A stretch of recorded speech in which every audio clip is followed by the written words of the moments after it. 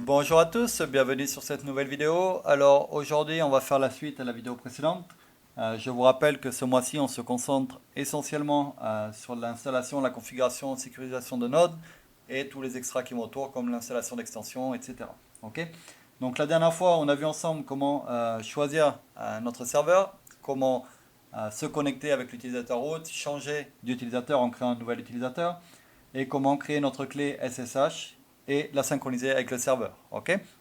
Donc aujourd'hui, dans cette partie 2, on va vouloir voir comment sécuriser le serveur. Ok, c'est très important. Une node, elle va contenir, si c'est une node de mining essentiellement, elle va contenir des tokens. Et les tokens ayant une valeur financière, c'est facilement une attraction pour les hackers. Ok. Donc pour commencer, on va vouloir se connecter. SSH-i /ssh/ et mon utilisateur c'était full node, ma clé aussi. Donc full node, mon utilisateur c'est full node aussi, arrobase, et on va passer l'adresse IP qu'on va aller récupérer ici. Ok, donc copier et on revient. Entrée, il vous demande votre mot de passe. Voilà, donc là on est connecté avec l'utilisateur full node qui a les droits admin que j'avais créé dans la vidéo précédente. Ok, donc la première chose à faire, ça va être de modifier le fichier sshconfig. Ok, donc pour ça, sudo nano /etc/ssh/sshd-config. Vous tapez entrée, vous rentrez votre mot de passe. Voilà, donc là on va d'abord modifier deux choses. Ok, la première, ça va être le port. Ok, SSH se connectant sur le port 22 par défaut. C'est donc le port facilement attaquable. Du coup, on va le changer. On va mettre, on met à peu près ce qu'on veut entre jusqu'à 1024, mais on va mettre 1020. Ok. La deuxième chose qu'on va vouloir modifier, ça va être le password authentication. Ok, qui est ici et on va le passer à non. On ne veut pas autoriser la connexion par login mot de passe. Ok. Non. Juste ces deux pour le moment. On va sortir, sauvegarder et sortir et aller tester que ça fonctionne avant de pousser plus loin de la configuration. Donc CTRL O, entrée pour sauvegarder, CTRL X pour sortir. Avant de sortir, on fait un restart du service SSH. Donc sudo service SSH restart. Et maintenant on peut sortir avec un exit. Et nous revoilà en local sur notre ordinateur. Ok. Maintenant, on va tester la connexion, donc on reprend la commande précédente. Par contre, si on l'envoie ainsi, je tape entrée, évidemment elle sera refusée, vu que par défaut, il va aller chercher le port 22 pour le SSH. Donc il va falloir lui passer un paramètre, "-p" pour le port 1020, ok, et un espace. Entrée, il nous demande le mot de passe, entrée, et on est bien connecté, donc ça fonctionne, ok. Donc on va retourner sur notre fichier sshconfig pour continuer la configuration. On rentre le mot de passe, on tape entrée. Donc, on va vouloir maintenant changer deux autres paramètres. Ok, ça va être le permit root login. On va plus vouloir autoriser la connexion avec l'utilisateur root. Ok, par défaut, les serveurs ont un utilisateur root, donc forcément, c'est directement sur cet utilisateur que tout le monde va essayer les attaques, les brute force, etc. Donc, on va désactiver déjà cet utilisateur. Ok. Alors, on descend. Voilà, permit root login. Vous voyez ici, vous le mettez à non. Et par sécurité, vu qu'on ne va pas l'utiliser, on va également désactiver le X11 forwarding. Ok. Donc vous descendez et vous allez le trouver en bas. Ok. Ici, vous le mettez à non. Ok. Donc maintenant, CTRL O, entrée pour sauvegarder, CTRL X pour sortir. Ok. Alors on va encore maintenant redémarrer le service. Chaque fois qu'on fait une modification, pour qu'elle soit prise en compte, il faut redémarrer le service. Ok. Donc sudo service SSH restart. Ok, donc voilà, le service est maintenant redémarré. Il va falloir maintenant installer deux choses. La première, ça va être un firewall. Ok. La deuxième, ça va être ce qu'on appelle fail to ban, c'est-à-dire que si quelqu'un essaie trop de fois de se connecter et que c'est rejeté, on va bannir l'adresse IP. Ok. Donc la première, on va aller pour le firewall. Pardon. Donc la première chose à faire en général, chaque fois qu'on veut installer quelque chose, c'est un sudo apt-get update pour s'assurer que tout est bien à jour. Ok. Update. Ok. Oups. Ici. Sudo apt-get update. Ok. Bon là je vais passer sur tout ça, mais normalement vous allez vraiment faire ça à chaque fois et vous assurer que votre serveur est à jour. La plupart des failles, c'est souvent quand un serveur n'est pas maintenu à jour. Ok. Donc là il va récupérer des packages.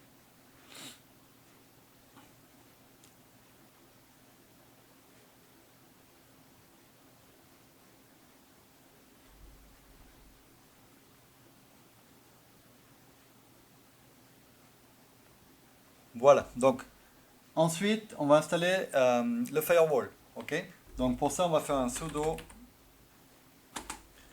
install, apt-get install, et donc le firewall c'est ufw, tout simplement, ok. Voilà, donc là il nous a installé le firewall. Maintenant il va falloir configurer ce firewall. On va d'abord vouloir ouvrir 3 ports, ok. On va vouloir ouvrir le port 1020, vu qu'on a configuré notre SSH avec un port custom qui est le 1020. On va ouvrir le port 6868, qui est le port peer-to-peer de notre node, et le port HTTP, le port 80, qui est utilisé pour les updates de notre node, ok. Donc pour ça on fait un sudo ufw allow d'abord le 1020, ok. Ensuite, on va faire la même chose, on a dit pour le 6868, Ops, sans le 7. Et la même chose pour le 80 ou HTTP.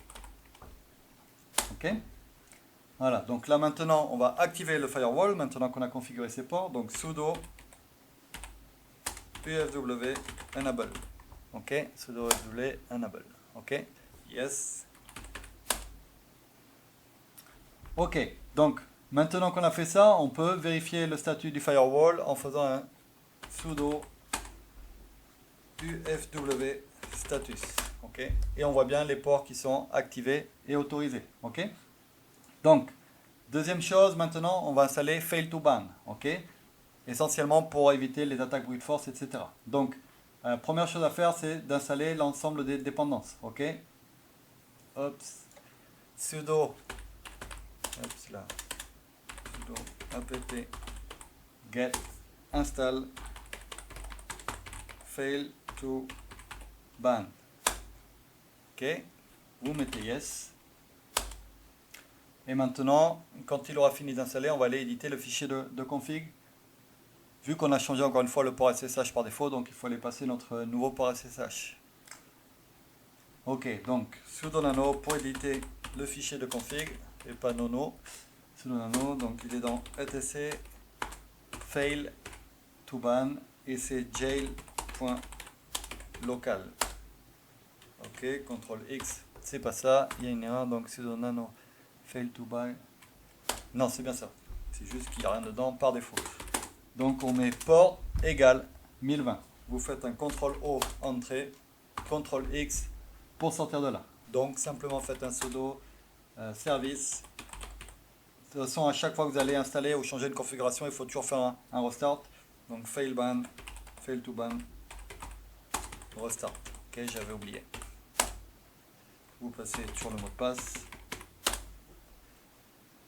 Et voilà. Ok.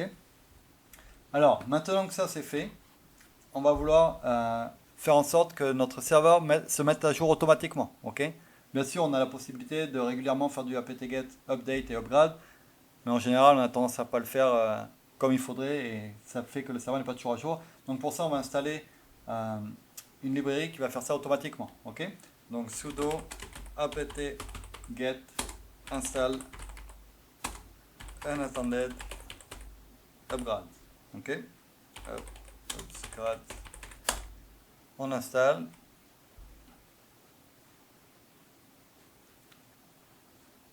Et on va le configurer, sudo dpkg